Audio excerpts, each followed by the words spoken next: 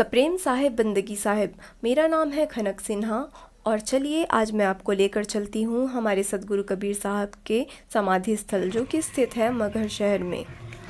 हमारे कबीर साहब इसी स्थान पर अंतर्ध्यान हुए थे। आपने यह बात सुनी होगी कि काशी में जिनके भी मृत्यु होती है वो स्वर्ग जाते हैं या उन्हें मोक्ष प्राप्त होता है। ठीक उसी प्रकार कबीर साहब के कालांतर में यह बात भी प्रचलित थी कि मगहर में जिसकी मृत्यु होती है वो नर्क जाते हैं। इसी अंधविश्वास को खत्म करने के लिए सतगुरु कबीर साहब अपने जीवन के अंतिम दिनों में काशी छोड़कर मगहर आए थे और यहाँ से ही अंतर्ध्यान हुए थे। अंतर्ध्यान होने का मतलब यह है कि कबीर साहब का कोई पार्थिव शरीर नहीं था। जैसे वह आए थे कमल पुष्प पर अवतरित होकर वैसे ही चले गए। अब आप सोच रहे होंगे कि जब कोई शरीर नहीं था तो ये मज़ार और समाधि कैसे बन गई। तो हुआ ऐसा था कि जब कबीर साहब का शरीर गायब हुआ था तब वहाँ कुछ फूल रह गए थे। उन फूलों को हिंदू और मुस्लिम ने आपस में बांट लिया और एक ने समाधि बना ली और दूसरे ने मज़ार। पर दोनों ने यह नहीं सोचा कि सब मिलजुल कर एक ही समाधि बनाएं और एकता कायम करें। मगहर आने से पहले हमें इस बात की फ़िक्र थी कि हम कहाँ रुकेंगे, रूम्स अवेलेबल होंगे भी या नहीं। पर आपको फ़िक्र करने की बिल्कुल भी ज़रूरत नहीं है। यहाँ मगहर के समाधि स्थल में रुकने की सारी सुविधाएं हैं और यहाँ आपको भोजन भी मिलेगा और इसके लिए आपको पैसे देने की भी ज़रूरत नहीं है। मगहर आने के लिए आप बस और ट्रेन दोनों का यूज़ कर सकते हैं। मगहर में एक रेलवे स्टेशन भी है जहाँ लखनऊ से वाराणसी के बीच कृषक एक्सप्रेस नाम की ट्रेन चलती है। हम अयोध्या से मगहर बस से ट्रैवल करके आए थे। मगहर का नाम ज़्यादा फेमस नहीं है तो आप खलीलाबाद के लिए बस पूछेंगे तो आपको बस मिल जाएगी। मगहर से गोरखपुर 35 किलोमीटर की दूरी पर है जहां बहुत सारी ट्रेनें रुकती है।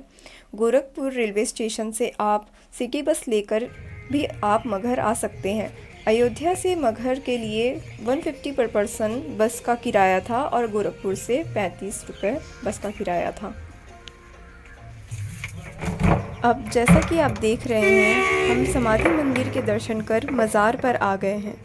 यह मेरी लाइफ में फ़र्स्ट टाइम है जब मैं एक मज़ार के अंदर क्या होता है देख रही हूँ।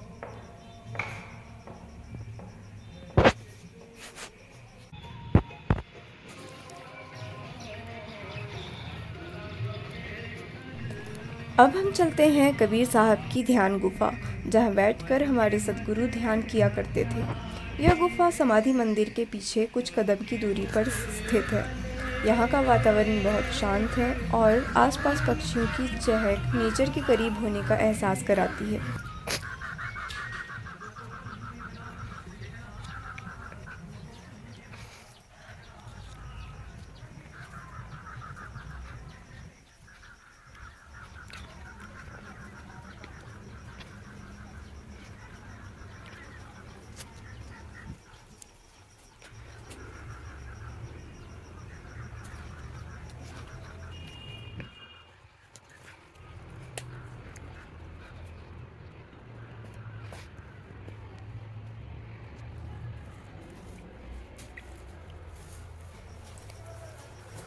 यही है वो जगह जहाँ बैठकर हमारे सतगुरु ध्यान किया करते थे।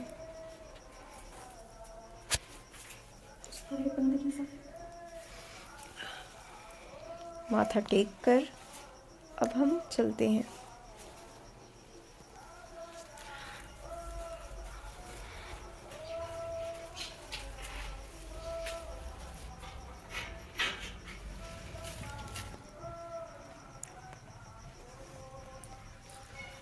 साधना गुफा के पीछे संत कबीर एकेडमी है जो कि नई बनी है। यहाँ कबीर साहब की शिक्षाओं पर रिसर्च किया जाता है।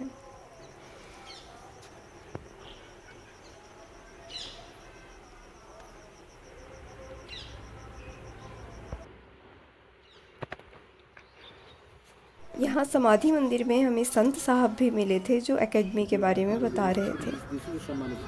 क्योंकि कबीर पर जो लोग खोज किए थे तो कई लोगों ने अपना बायोडाटा दिया तो मैं भी दिया तो उसमें मेरा ही प्रथम नंबर आया।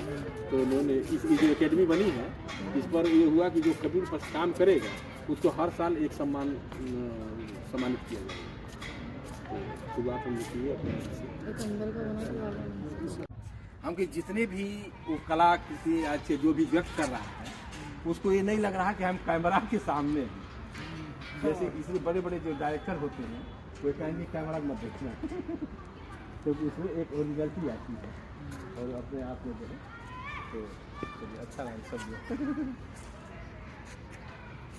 तो ये आ गया। अब हम अपने अंतिम पड़ाव पर चलते हैं, जो है आमी नदी। आमी नदी हमारे सद्गुरु कबीर साहब के द्वारा ही बहाई गई थी। इस एरिया को किसी संत ने श्राप दिया था कि बंजर हो जाए, तब से आमी नदी भी सूख गई थी। पर मगहर के मुखिया ने कबीर साहब से आग्रह किया कि वो मगहर आए। फिर सद्गुरु कबीर साहब ने आमी नदी में फिर से पानी बहाकर ब्लेसिंग दी। आमी नदी आश्रम से काफ़ी करीब है और आमी नदी के बारे में मैंने जो कल्पना की थी उससे ये बहुत अलग है। आमी नदी के बारे में मैंने ये सोचा था कि ये कोई बहुत बड़ी सी नदी होगी जहाँ बहुत सारी रेत होगी और जहाँ का पानी बहुत ही निर्मल और साफ़ होगा, पर ये नदी नाले जैसी दिख रही थी। इस नदी को साफ़ करने की ज़रूरत है और इसे सौंदर्यीकरण की ज़रूरत है।